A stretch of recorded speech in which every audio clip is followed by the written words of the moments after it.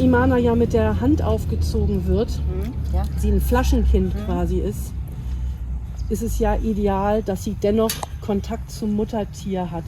Wie Auf sieht da jeden die Fall, Sozialisation aus? Auf jeden Fall. Also es ist so, dass ich wirklich sie tagtäglich mit der Mutter zusammenlasse noch, aber natürlich unter strenger Beobachtung von mir. Und weil damit sie im Prinzip auch, es ist ja normal, dass Jungtiere immer von Elterntieren oder von anderen Tieren, eben hier in dem Fall Tiger, abgucken und lernen. Und für mich ist wichtig, dass sie ist zwar auf mich geprägt und die hat mich lieb und ich bin auch schon die Ersatzmutter für sie, aber sie soll ja Tiger bleiben, Tiger in ihrer Art, in ihrer ganzen. Und da ist mir wichtig, dass sie auf jeden Fall auch immer die Großen, wenn der Kleine hier im Außenanlage ist und die Großen sind ja genau gegenüber, das sehen Sie ja, ne, dass sie auch immer beobachten kann und lernen kann. Das ist richtig wichtig. Und es ist auch nicht so, wie viele mich auch schon gefragt haben, sie schläft nicht irgendwie hier nachts bei mir im Bett, das gibt's nicht. Na, sie muss Tiger werden. Ich möchte, dass sie Tiger bleiben, einfach in ihrem Charakter. Ja, das sind faszinierende Tiere. Ja, hoppa, schnell weg. Ja. Und die Mutter sagt ihr zum Beispiel auch ganz klar, wenn sie zu weit geht, weil ich habe schon beobachtet, wenn sie zur Mutter reingeht, zu Safira, dass sie natürlich da erstmal sagt, ja, denkt, sie kann hier einen Boss spielen und ja, jubi, yeah. Die Mutter, die gibt eine Ohrfeige, die macht 3 Purzelbäume und dann hat sie es verstanden. Ne? Und das sind so die wichtigen Dinge, die noch für mich die Safira auch übernimmt. Ne? Und ich bin ja im Moment auch nicht nur auch die Ersatzmutter, nicht nur die Milchbar, sondern auch jetzt, weil ihr das Geschwisterchen fehlt, der Kamerad. Und sie tobt, das sehen Sie ja auch, viel mit mir, spielt mit mir. Aber das ist auch für die soziale Bindung wieder sehr wichtig. Ne? Aber sie ist da schon auch sehr grob, das ist normal, weil das ist ein Tiger und ein Tiger übt ja schon von klein an, dass er jagt und dann die Instinkte müssen ja rauskommen. Und bei ihr lerne ich aber jetzt, dass sie sanfte Pfote anlegt. Das ist ganz wichtig, weil sonst bin ich tot. Ne? Das heißt, sie soll nicht bei mir dieses Jubi, die Mutti kommt, begrüßen und auf den Hinterbeinen Mums und mich auf den Boden werfen. Das darf sie nicht, das muss sie lernen, weil ich bin nicht bestückt wie ein Tiger. Das heißt, sie kann mich dadurch wirklich stark verletzen. Was hat die Mama gesagt? Nein. Mana, nein. So ist sie brav. Und was ich ihr mache, haben Sie gerade gesehen, wunderbar hat sie das gezeigt. Stimme, meine Körpersprache, meine Haltung und eventuell dann noch so diese mit Körpersprache mal Stopp, nein. So trainiere ich die Maus und später natürlich in der Dressur, im Training, und ich sage mal neudeutsch ist das Agility-Training, mit Leckerli-Basis. Ganz wichtig. Über Leckerli-Basis das Tier beschäftigen, weil Beschäftigung ist ganz wichtig. Die besitzen wirklich kognitive Fähigkeiten, sind neugierig, sind wissbegierig und die müssen wirklich tagtäglich beschäftigt werden. Und ja, und ich sehe in ihr so sehr, sehr große Talente, muss ich echt sagen. Also das wird eine ganz tolle, kleine, süße Trainingsmaus und da bin ich ganz stolz. Frau Zander, Sie sind ja eine sehr erfahrene Tierlehrerin. Die Imana ist jetzt 3,5 Monate. Können Sie schon einschätzen, wie der Charakter dieser Katze ist oder sein wird? Stark, sonst hätte sie nicht es geschafft zu überleben. Sie ist stark. Sie ist für mich charakterlich unglaublich, trotzdem sensibel, feinfühlig, auch wenn man das jetzt in ihren kleinen Spielattacken, die natürlich sind, nicht sieht. Aber sie ist ein ganz zartes Wesen. Sie wird also ich würde fast sagen, sie wird wie die Mutti, wie ich. Ja, und sie kommt nicht nach dem Kater, da bin ich eigentlich froh. Nicht nach der Mutter, weil die zwei sind schon sehr speziell. Sie zeigt eher wieder wie von meinen 3 älteren Tieren, also eine wirklich große Gutmütigkeit. Oh, hier sehen Sie das Talent. Woppa! Und hier beobachte ich zum Beispiel, ob sie sich gut abfängt mit den Knochen hinten, mit ihrem Becken und mit ihren hinteren Pfoten.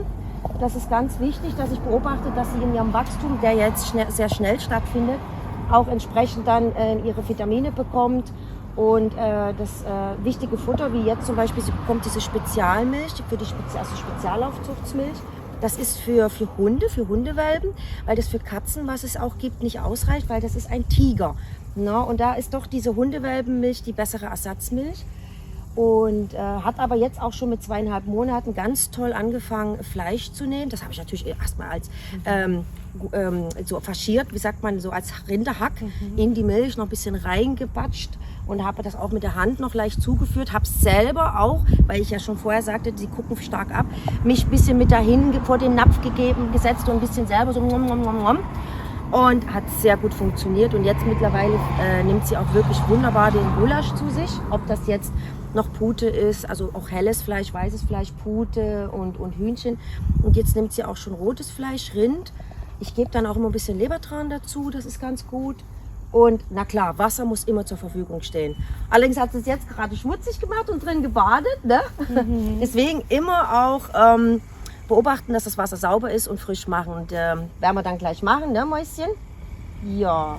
Wozu sind diese weißen Flecken hinten an den Ohren? Ja, ganz wichtig. Werde ich oft gefragt in meinen Tierschauen. Das ist ganz wichtig, hat jeder Tiger. Das sind sozusagen, wenn jetzt der Tiger läuft und von hinten würde sich ein Feind nähern, das sind dann wie Augen. Das heißt, sie nimmt auch entsprechend die Ohren hoch und das wirkt für den, der sich hinter ihr nähert, sich praktisch wie ein Gesicht, wie Augen. Das heißt, dass dann der Feind mehr oder weniger sagt, oh, er sieht mich oder sie sieht mich, ich lasse ab. Leider ist aber der Mensch der größte Feind und überhaupt der Feind des Tigers. Schweres Thema auch für mich mit diesen ganzen Abschießen und Trophäen und ja, auch Massenzucht. Ne? Ja, aber da wollen wir jetzt nicht drüber reden, gell, Mäuschen? Und jetzt ist die Mutti wieder dran und da spielen wir noch mal ein bisschen mit dem, weil nicht mit der Mutti. Ja, fein machst du das. Frau Zander, Sie haben da gerade so ein Geräusch gemacht. Ja. Was ist das? Erklären Sie das mal. Oh, deswegen arbeite ich mit Tigern. Es gibt die Tigersprache, dieses und jetzt hier als kleiner Welpe noch dieses oder eben auch manchmal auch, wenn sie nach mir ruft, wie eine Ente. Das ist, dass sie Signal gibt, Mutti, siehst du mich, ich bin da.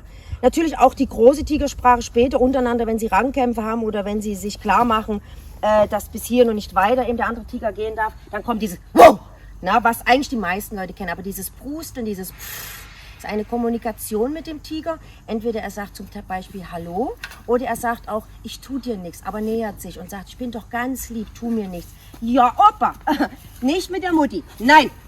Und schnell, typisch kleine Kinder, angreifen, abhauen, ganz typisch.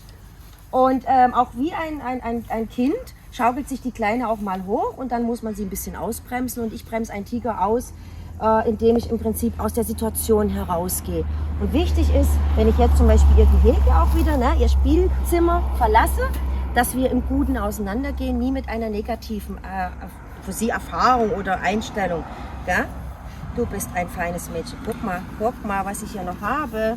Guck mal.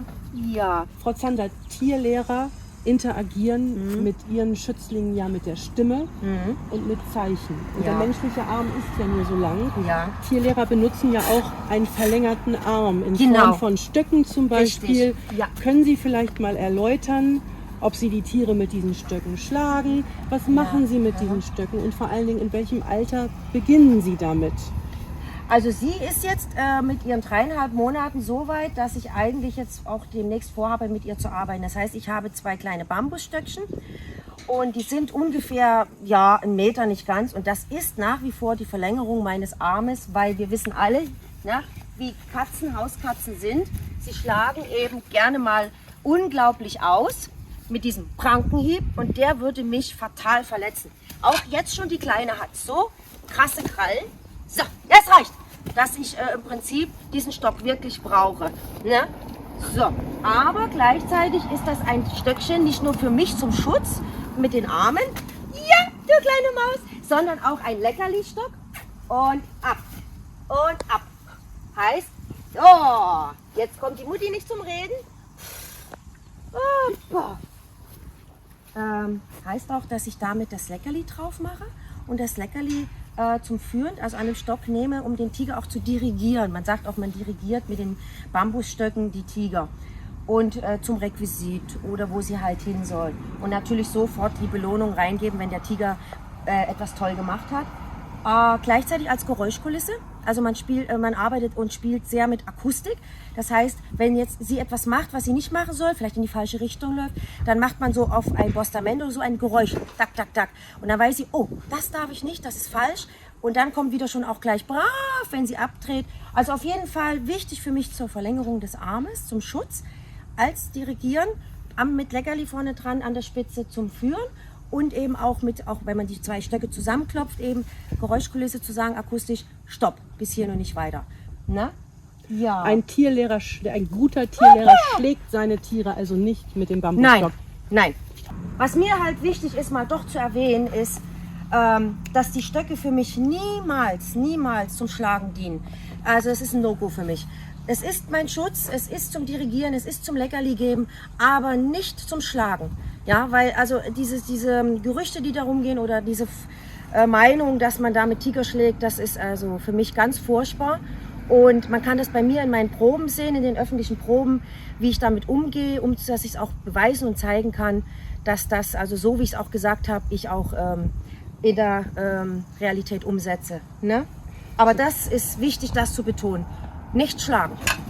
Außerdem möchte ich einen Tiger lassen. Er soll instinktiv ein Tiger bleiben. Ich möchte ihn nicht fügig machen. Und das Schöne ist, dass man Tiger sowieso nicht fügig machen kann. Gell? Ja, du kleine Mausi, du kleine Mausi.